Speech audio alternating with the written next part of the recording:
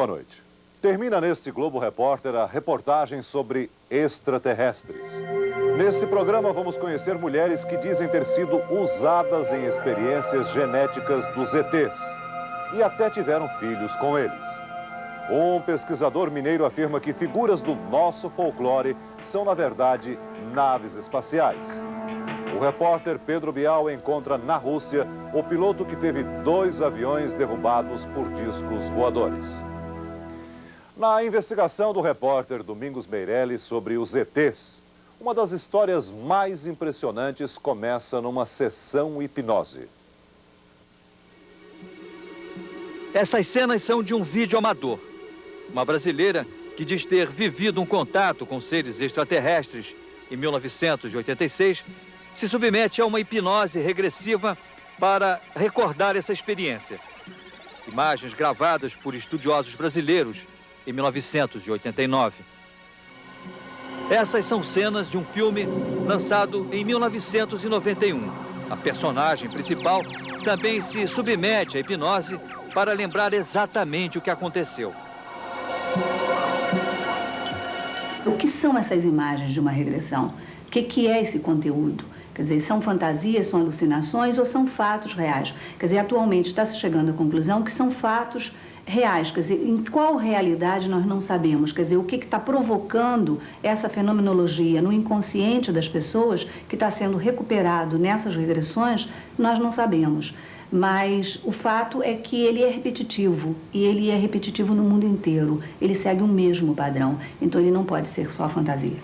A jovem brasileira, que também diz ter tido um contato com seres extraterrestres, foi uma das pacientes da psicóloga Gilda Moura. Há vários meses que ela vem sendo acompanhada pelo médico Luciano Stanca. No dia 14 de junho de 1986, Beth, de 21 anos, e a prima Débora, de 16, tiveram uma experiência que marcou para sempre a vida delas. Débora e Beth subiam por essa ladeira, no bairro de Itaquera, em São Paulo, quando avistaram de repente uma luz forte e avermelhada que logo depois sumiu. Na verdade, a experiência delas estava apenas começando. Foi uma experiência assustadora. E Beth só concordou em nos dar essa entrevista sem se identificar. Ao entrarmos na rua da casa da minha tia, nós tivemos assim até uma surpresa, porque nós nos deparamos com ela no campo de futebol, aquela luz imensa, parada, imóvel no céu. Até aí, a lembrança que nós tínhamos era que nós tínhamos visto esta luz e que tínhamos entrado para dentro de casa. Era essa lembrança que vocês guardavam antes da hipnose? Exatamente. Sob o efeito da hipnose, Beth, que é desenhista, conseguiu reproduzir com detalhes o formato das mãos e depois desenhou o rosto do extraterrestre que a teria acompanhado para dentro da nave. Nós estamos numa sala. Como é que é a sala? Descreva. Eles estão levando minha prima. Para onde? Para um outro lugar. E lá dentro eles fizeram experiências assim, clínicas com a minha prima e comigo eles colocaram através do meu nariz, da minha narina direita, uma espécie de chips. E esses chips ele foi introduzido no meu nariz através de um fio fino, transparente, e ele foi introduzido até uma certa altura da minha cabeça, assim, pelo visorzinho que eu vi ao lado. Dava a impressão que foi mais ou menos até a altura da nuca. Eles acompanhavam através de um visor. Essa é a lembrança que você tem. Exatamente. Eles tinham assim, uma maneira de olhar pra gente que parecia assim, que eles olhavam até através da gente, que eles olhavam assim com uma profundidade e ao mesmo tempo com uma frieza. Nós levamos Beth a uma clínica especializada para tentar localizar o pequeno aparelho que ela diz ter sido colocado na sua cabeça através de uma das narinas. Segundo os médicos, só 2 exames radiológicos poderiam dizer se ela realmente tinha, de fato, algum implante na cabeça. O primeiro, uma tomografia computadorizada, não revelou a presença de nenhum corpo estranho no cérebro da jovem. O segundo, a ressonância magnética, um exame ainda mais sofisticado, também não encontrou nada. O que teria acontecido? Nós entramos dentro da estatística americana que esses ditos corpos estranhos, ou implantes, eles estariam presentes até mais ou menos 6 meses a 1 ano. Então, nós já esperávamos o não encontrar isso, que poderia ser algo, como descrevem os americanos, algo orgânico que é reabsorvido pelo corpo depois de algum tempo. Dessa história, alguns cientistas acreditam e outros desconfiam. Mas as dúvidas são só dos pesquisadores. A própria personagem já chegou a uma conclusão. Apesar de toda a diferença física e tecnológica deles em relação a nós, eu senti assim que há uma ligação maior, uma ligação profunda, que eu diria assim, uma ligação cósmica, universal. Uma ligação que me dá assim me dá a certeza de que nós realmente não estamos sós. Um encontro com seres extraterrestres muda a vida de uma pessoa? Para responder a essa pergunta, a esteticista Maria Bianca nos convidou para assistir uma de suas aulas. Ela, que ensina técnicas de controle da mente com tanta autoridade, há alguns anos nem sabia o que era isso. Testemunha de Jeová, apegada às crenças da sua religião, Bianca aprendeu a trabalhar com energias cósmicas depois de um encontro misterioso. Ela lembra de cada cena como se fosse um filme. Tudo começou na noite em que o carro parou no meio de uma estrada e ela levantou os olhos para o céu.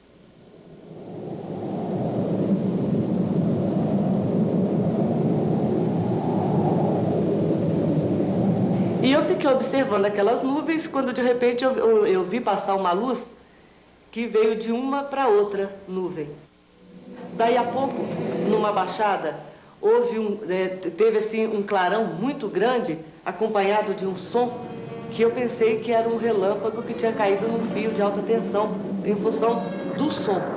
Como eu não vi nada, porque só deu aquele clarão e apagou de novo, eu então me recostei no banco do carmanguia, né, que é um carro pequenininho, eu fiz assim para frente, para poder descansar.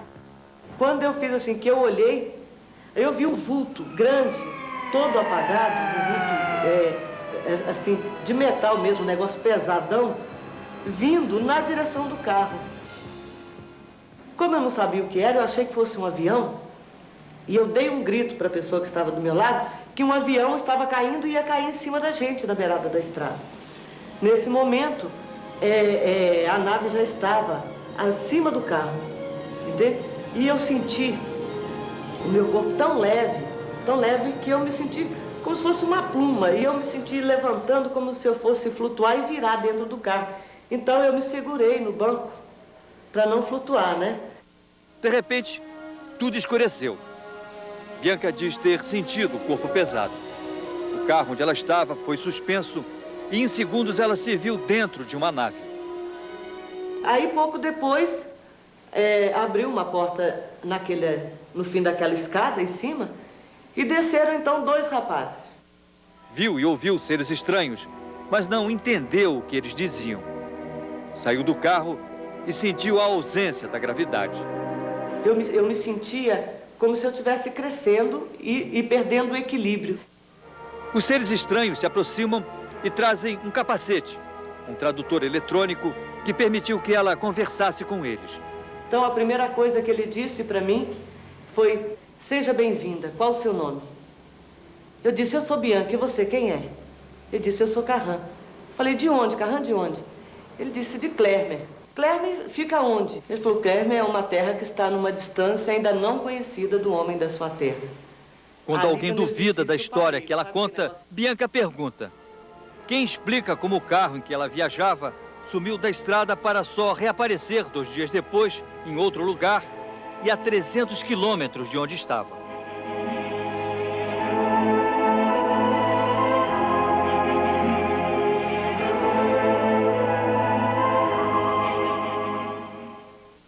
Acreditaria na existência de uma criança gerada por um ser humano e um extraterrestre?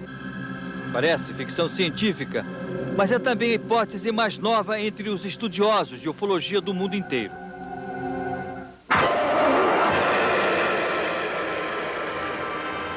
Este filme, baseado em histórias reais relatadas ao psiquiatra e ufólogo Buddy Hopkins, conta a experiência de duas mulheres.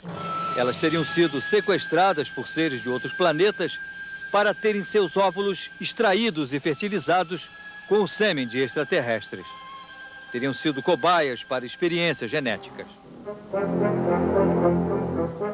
O principal objetivo dessas experiências, segundo os ufólogos, seria produzir um ser híbrido, uma mistura de ser humano com extraterrestre.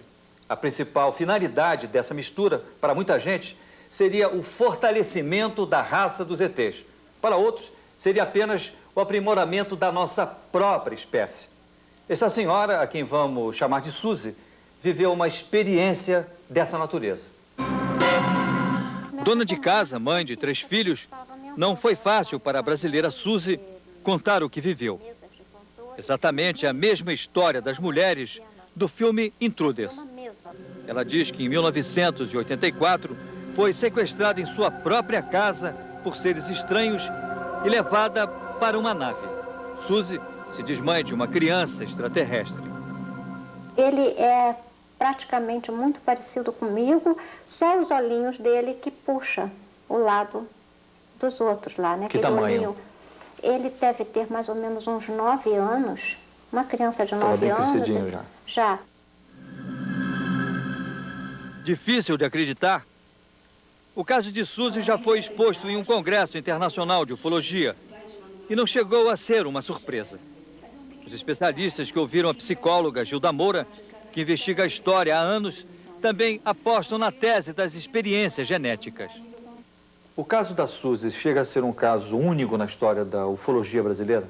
Não, o caso da Suzy não é único, nem na ufologia brasileira, nem na ufologia mundial. Tá? Já tem relatos de milhares de casos como esses, não só nos Estados Unidos, como aqui no Brasil. Só no meu consultório eu já tenho vários. Mas como acontecem esses sequestros? Tanto na história de Suzy, como na do filme, seres estranhos surgem na casa das mulheres escolhidas e as carregam para lugares que depois elas mal conseguem lembrar. A brasileira Suzy precisou se submeter a uma hipnose regressiva para recordar esse momento. Eu tinha uma memória bastante clara de uma certa noite, ou de um desses dias em que eu estava num local onde meu corpo flutuava.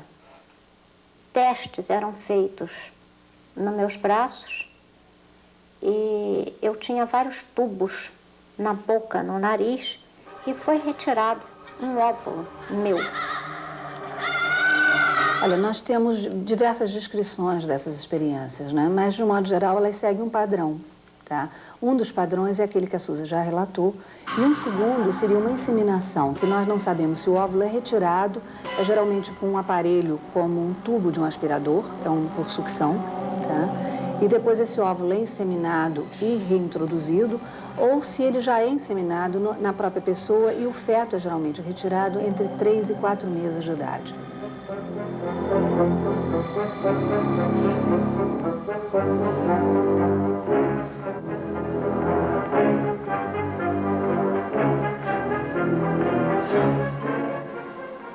Muitas vezes não tem nem consciência dessa gravidez. Ela pode até sentir algum distúrbio hormonal, sentir que engrossou um pouco, o seio está endurecido, mas ela não tem muita ideia de que esteja grávida. Quer dizer, ela permanece com as suas funções biológicas normais. Isso. Agora, muitas vezes ela chega até a saber que está grávida e depois esse bebê desaparece e ninguém sabe como esse bebê desapareceu. O americano Buddy Hopkins reuniu um arquivo tão grande de casos como este que já tem suas conclusões sobre os objetivos das experiências genéticas. No Congresso Internacional de Ufologia, em Curitiba, ele ouviu a história de Suzy e deu a sua opinião. Ele diz que eles parecem estar aqui basicamente porque têm um interesse extremo em misturar o DNA deles com o nosso. É como se estivessem em busca de algo que o organismo deles precisa. Mas cruzar a fronteira desse mundo desconhecido, real ou imaginário, tem sido uma experiência dramática para essas mulheres. Suzy diz que repetiu várias vezes essa viagem. A última ela nunca mais esqueceu. Estava então dentro do berçário. E lá você então vê. Era um berçário? Era um berçário. E esse berçário era enorme. E tinha vários incubadoras. Você via lá dentro os fetos, todos eles monitorados em formação, né? Eram como se fossem úteros artificiais. E eu estava ali para amamentar as crianças que já haviam nascido. Mais tarde, eu me lembro que eles me apresentam uma criança e diz que aquela criança era o meu arquivo genético. E quando eu olhei, eu costumo dizer sempre isso, eu não tenho palavras no dicionário para descrever a sua emoção. A minha emoção, o meu sentimento.